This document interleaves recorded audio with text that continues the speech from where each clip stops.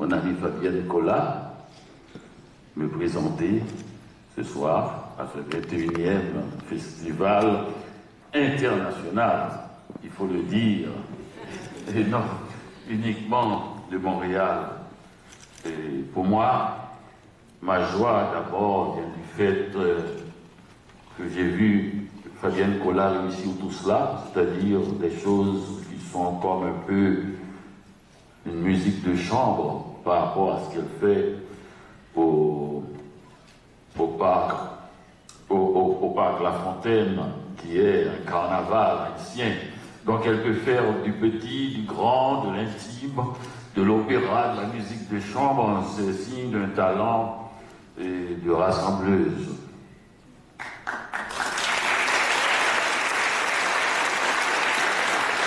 Et sur plusieurs territoires, et dans au moins plus d'une langue, au moins 3 langues, créole, français, anglais, et d'autres, parce qu'elle parle les langues que parlent ses nombreux collaborateurs et collaboratrices aussi. C'est ça une voix. Une voix, c'est pas le fait qu'on soit toujours à parler par sa bouche, on parle par d'autres bouches aussi.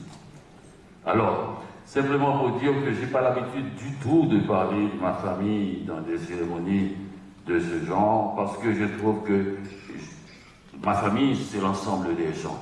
Mais cette fois-ci, je prends une seconde pour saluer et remercier mon épouse qui est là, Marie, ma ferrière, mes 2 filles qui sont là, j'ai 3 filles, je suis pour le à lire.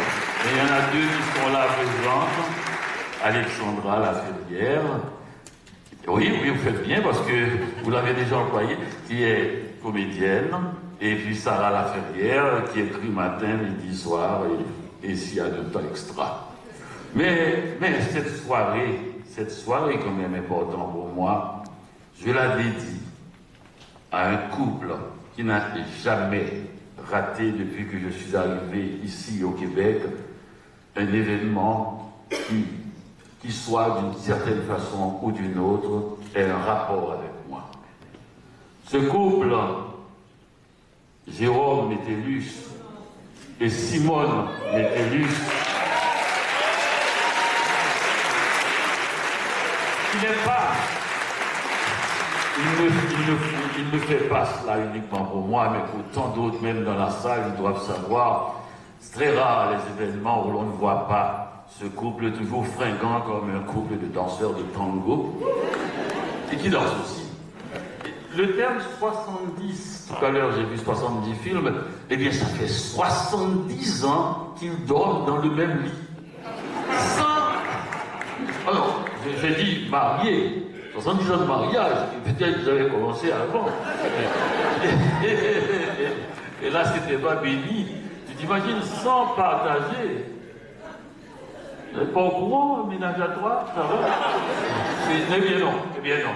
Dans la même maison, dans le même lit. Eh bien non. Mais une fois, ils ont failli manquer un événement qui s'adressait à moi. Et j'ai appelé Mireille Métellus pour lui dire où sont mes parents. Et Mireille a appelé et sa sœur Maggie Métellus, et puis ils ont dépêché dans un taxi parce que ça n'allait pas commencer sans lui. C'était au Salon du Livre de Montréal. Eh bien, la voix que vous entendez là, c'est celle d'un ami que vous avez vu tout à l'heure à l'écran. Eh bien, j'ai un petit discours. Et je vais vous dire c'est quoi, parce que je n'aime pas lire mon discours. C'est parce qu'on parle de cinéma et on parle, c'est un art vaste. C'est le grand roman du XXe siècle, c'est immense. On peut faire des films avec 10 000 $, 5 000 $, 4 000 $ ou 100 millions. Ça prend, c'est selon nos possibilités, et un film peut-être très mauvais et qui a coûté 5 000 $, et un film peut-être très bon qui a coûté 100 millions, et vice-versa. Mais le cinéma commence très tôt. Et j'ai voulu donner la première partie avant le masterclass d'où vient le cinéma dans la vie d'un jeune homme, d'un jeune garçon haïtien. Et pourquoi le Nil est un ruisseau à sa source. Il faut voir le ruisseau là d'où tout vient. Petit Goave. Le cinéma du lycée, près du terrain de football, j'ai vu beaucoup de films, mais je ne m'en souviens d'aucun d'eux. C'était l'époque de la domination des images, faites de lumière et de corps parlants. Il n'y avait même pas de genre, actrice, acteur, seulement des images en mouvement. J'écoutais à peine le dialogue, qui ne m'était d'ailleurs pas destiné. C'était pareil en littérature quand je n'étais nullement curieux de connaître le nom d'un auteur. Il faut se méfier d'un enfant qui connaît le nom de celui qui a écrit Cendrillon ou Podane. Et même aujourd'hui, encore dans cette salle, je soupçonne que peu d'entre vous savent qui a écrit Cendrillon. Si vous le savez, c'est que vous avez été un enfant pervers. Un enfant normal lit Cendrillon. Et tout ce qui m'intéressait, c'était les émotions que je ressentais à la lecture du livre ou en regardant un film. Il n'y avait pas de livre, ni de film. J'étais dans l'histoire et je vivais tous les soubresauts du récit. S'il n'était pas palpitant, il me tombait immédiatement des mains ou je m'endormais dans la salle aux grandes dames de ma mère. Le sommeil est une âme terrible entre les mains d'un enfant. Un soir, le projectionniste du petit cinéma du lycée Soulouk de Petit Goave avait égaré la 3e bobine. Et il y a eu un temps mort.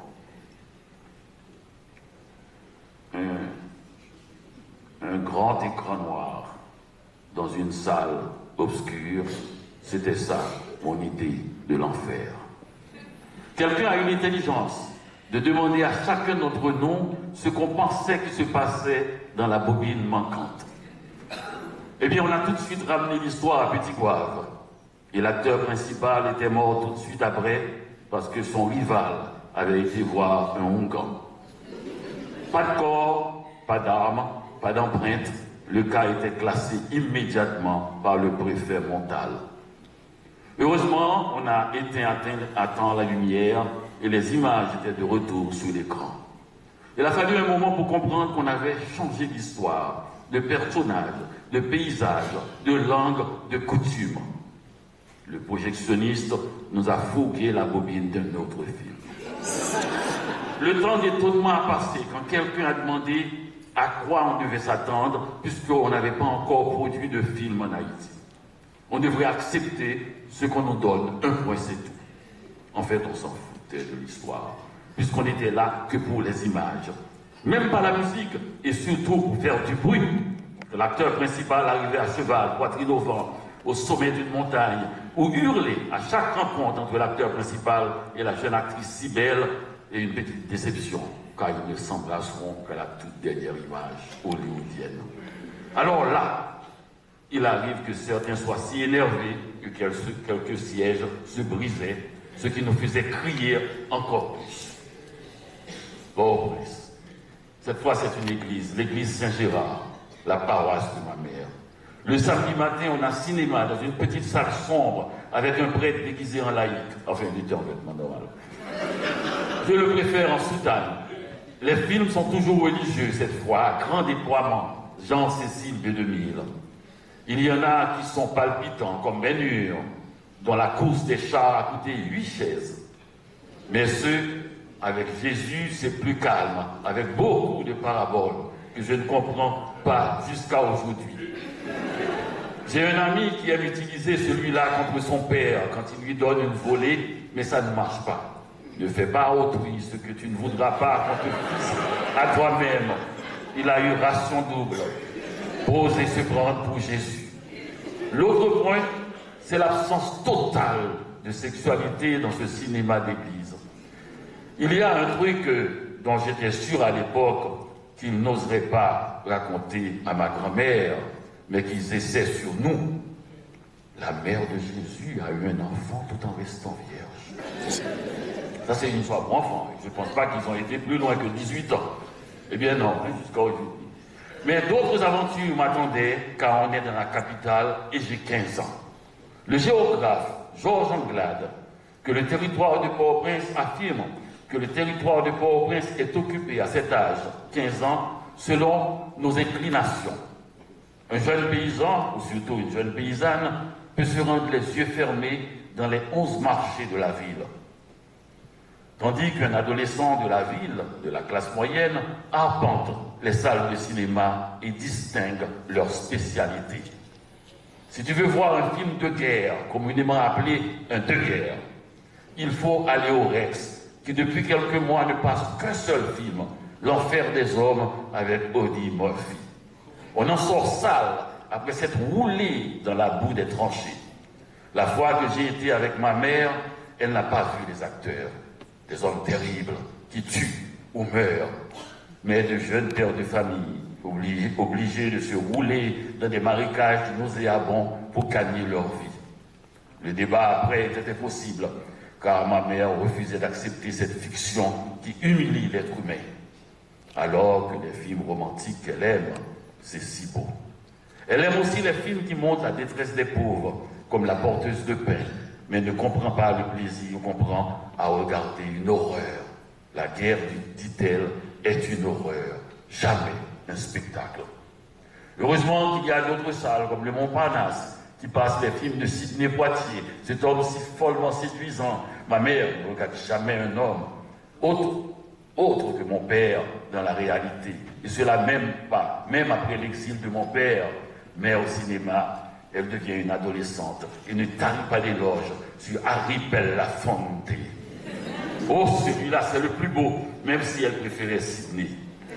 Elle ne veut plus de film de guerre, et moi, aucun film avec Sidney et Harry. J'étais jaloux de mon père. Il y a le cinéma sénégal qui ne passait que des films ésotériques et était lourdement fréquenté par les francs-maçons. Mon oncle Jean, qui était franc-maçon, nous a emmené voir l'Égyptien dans sa minuscule voiture, une mini-Maurice. Ma mère a aimé tout ce qui raconte la vie des Égyptiens du temps des pharaons.